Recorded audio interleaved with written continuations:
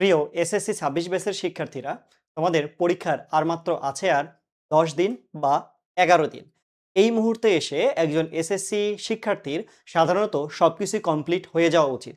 কিন্তু তোমাদের মধ্যে অনেকেই আছো যাদের এখনো কোনো কিছু কমপ্লিট হয়নি এবং তোমাদের মধ্যে সবথেকে ভয়ের যে সাবজেক্ট সেইটা হচ্ছে ফিজিক্স। এই ফিজিক্সটা এসএসসি ব্যাচের জন্য খুবই কঠিন মনে হয় তোমাদের কাছে। যদিও বা এবার শর্ট সিলেবাস সেইটা নিয়েই আজকে কথা বলবো। অলরেডি আমি কেমিস্ট্রি নিয়ে এটা একটা ভিডিও দিয়েছি, খুব সহজে কিভাবে এ প্লাস পাবা। বাট ফিজিক্সে কিন্তু অতটাও সহজ না, যেমনটা আমি কেমিস্ট্রিতে বলছিলাম খুব ইজিলি এ প্লাস পাওয়া। বাট ফিজিক্সে একটু তুলনামূলক কেমিস্ট্রির তুলনায় হার্ড। যারা এখনো কেমিস্ট্রির ভিডিওটা দেখো নাই তারা কমেন্ট সেকশনে লিঙ্ক পেয়ে যাবে, সেখান থেকে দেখে নিও কেমিস্ট্রি যে কিভাবে এ প্লাস পাবা। আমি আজকে একটু ফিজিক্স নিয়ে কথা বলবো।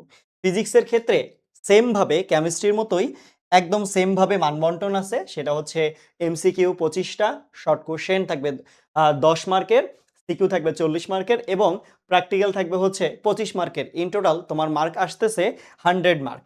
এবং তোমার জন্য টোটাল চ্যাপ্টার আছে 60টা চ্যাপ্টার।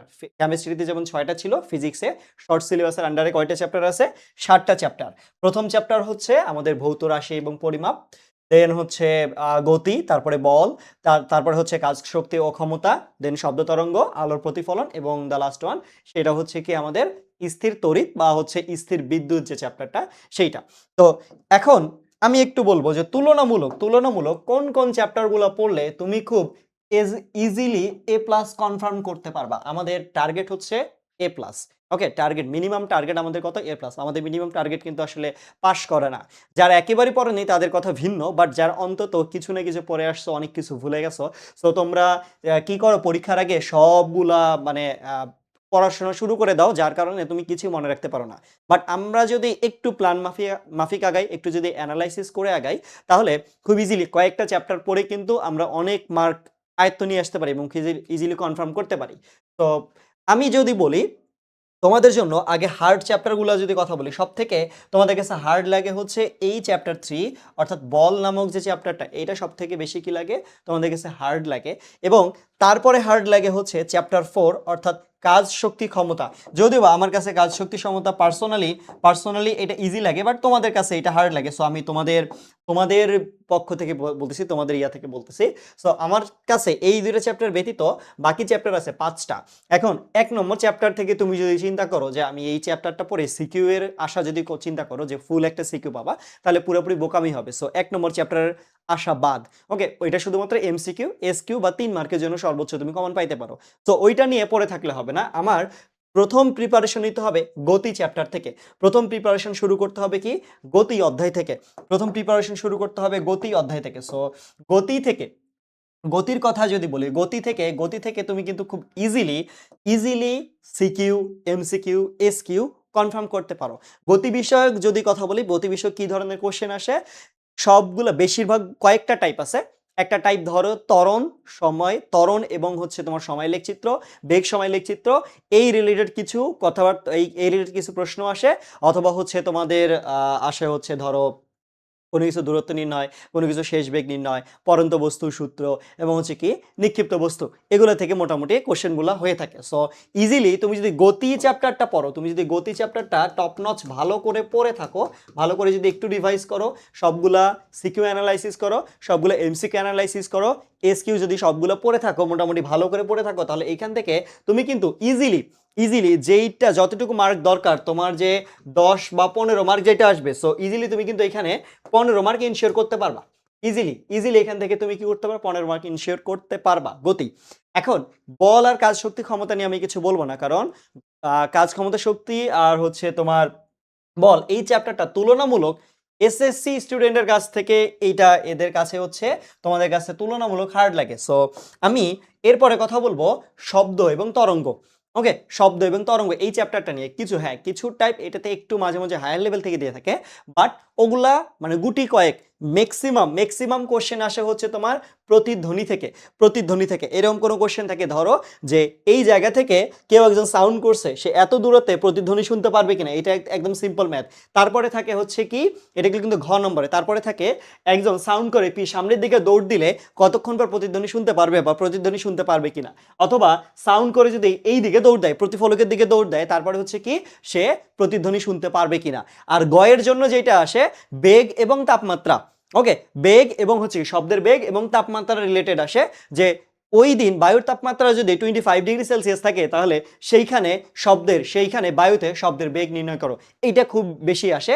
আরেকটা হচ্ছে আমাদের কম্পাঙ্ক, পর্যায়কাল, আর হচ্ছে তরঙ্গ দৈর্ঘ্য নিয়ে। সো এইগুলো বেশি বেশি করে অ্যানালাইসিস করলে কিন্তু 7 অধ্যায় থেকে ঠিক ঠিক এক অধ্যায়ের মধ্যে তুমি কিন্তু খুব ইজিলি 15 মার্ক কনফার্ম করতে পারবা। 15 কেন, একটা সিকিউ, এমসিকিউ, এসকিউ সবগুলো মিলে 15 মার্কের কথা বলতেছি। এরপরে চ্যাপ্টার 8 হচ্ছে আমার আলোর প্রতিফলনের জন্য তুমি যদি গুটি কয়েক 6 থেকে 7টা ইমেজ প্র্যাকটিস করো, 6 থেকে 7টা, তোমার হচ্ছে অবতল দর্পণের জন্য 6 থেকে 7টা ইমেজ প্র্যাকটিস করো, এবং উত্তল দর্পণের জন্য 2-3টা যদি প্র্যাকটিস করো, তাহলে কিন্তু তোমার ঘয়ের যে মার্ক সেটা কিন্তু অটোমেটিক চলে আসতেছে।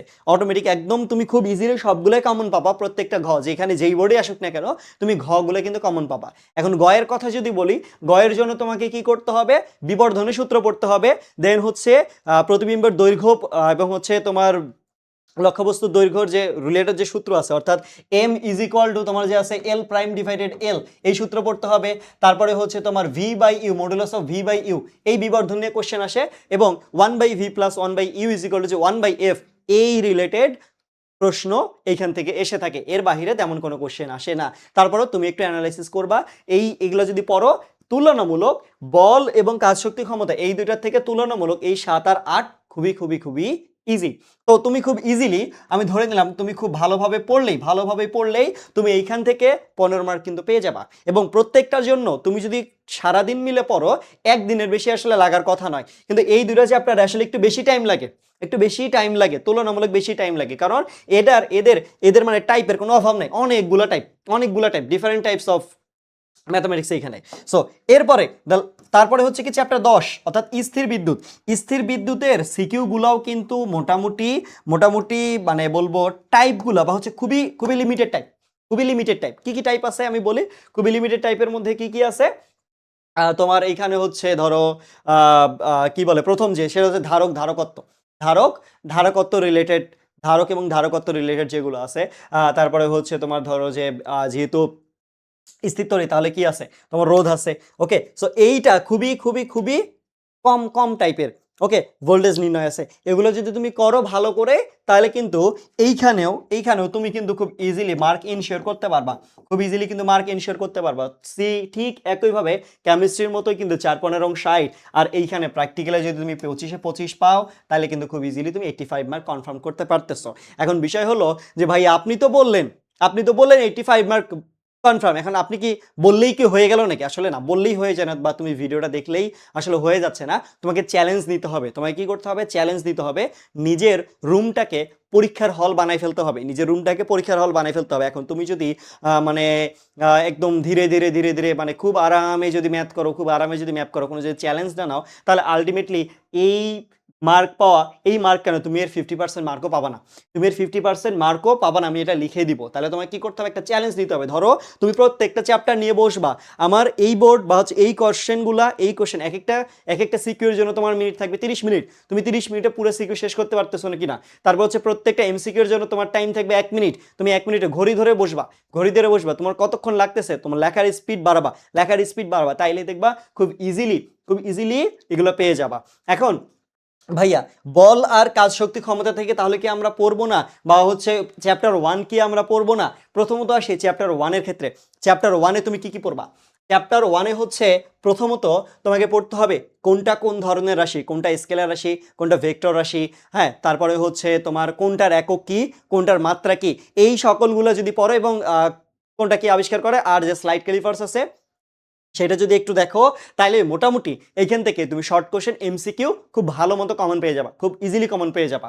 এরপরে বল আর হচ্ছে তোমার কাজ শক্তি ক্ষমতা থেকে ওভারভিউ নিবা, এগুলোর ওয়ান শট ক্লাস করবা বা হচ্ছে মোটামুটি ভালো ওভারভিউ নিবা, যাতে করে তুমি এইখান থেকে অ্যান্সার করতে পারো। যেমন বলের কথা যদি বলি, খুবই সেটা হচ্ছে ঘর্ষণ, ঘর্ষণের যে ম্যাথগুলো আছে সেগুলো ভালো করে করবা, কপি করলে যে ম্যাথগুলো আছে সেগুলো কি ভালো করে করবা। যখনই কোনো কিছু ধাক্কা দেওয়া হয় তখন অটোমেটিক সেখানে ঘর্ষণ বলের ম্যাথগুলা চলে আসে, আর তুমি যদি ঘর্ষণ বলে ম্যাথ করতে পারো তাহলে তোমার বলের বেসিকগুলোও কিন্তু হয়ে যাচ্ছে। তারপরে কাজ শক্তি ক্ষমতা, কাজ শক্তি ক্ষমতার ক্ষেত্রেও ওই যে শক্তি নিত্যতার যে ম্যাথটা আছে না, ওটা ভালো করে করবা। দেন কোনো ব্যক্তি যদি বোঝা নিয়ে মই বেয়ে ওঠে সেখানে শক্তি, তারপরে হচ্ছে ধরো তোমার ক্ষমতার জন্য যদি বলি তাহলে ইটা অর্থাৎ মোটরের কর্মদক্ষতা, ওকে, মোটরের কর্মদক্ষতা বাড়ানো কমানো, এই টাইপগুলো পড়লে মোটামুটি এগুলো থেকে তুমি খুব ইজিলি অ্যান্সার করতে পারবা। ওকে, এমসিকিউ অ্যান্সার করতে পারবা। আমি সিকিউর কথা বলবো না, কারণ সিকিউ তুমি অলরেডি এখান থেকে টাচ করে ফেলছো। ওকে, এখন যদি তোমার মনে হয় ভাইয়া যে আমি 10 অধ্যায় পারি না বা 8 অধ্যায় পারি না বা 7 অধ্যায় পারি না বা গতি পারি না, তো তাহলে তুমি যে কোনো এখান থেকে একটা চ্যাপ্টার করতে পারো। আর যদি তোমার টার্গেট 100 হয় তাহলে তুমি ভাইয়া সব পড়ো, এইসব ভিডিও তোমার জন্য নয়। যার 100% মার্ক দরকার তার জন্য কিন্তু এইসব ভিডিও নয়, জাস্ট A+ পাওয়ার জন্য। তুমি 100/100 দরকার, তাহলে তুমি সবকিছু পড়ো। ওকে, সো ইনশাল্লাহ তোমাদের সাথে সামনে কোনো ভিডিওতে দেখা হবে, এবং বুঝছো কিনা, আদৌ পারবা কিনা এটা আমাকে জানাও। আর সামনে কোন ভিডিও চাও সেটাও আমাকে জানাও।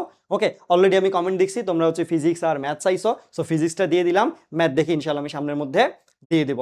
সো আজকে এই পর্যন্তই, আল্লাহ হাফেজ, সবার জন্য শুভকামনা, সবার পরীক্ষা ভালো হবে ইনশাল্লাহ।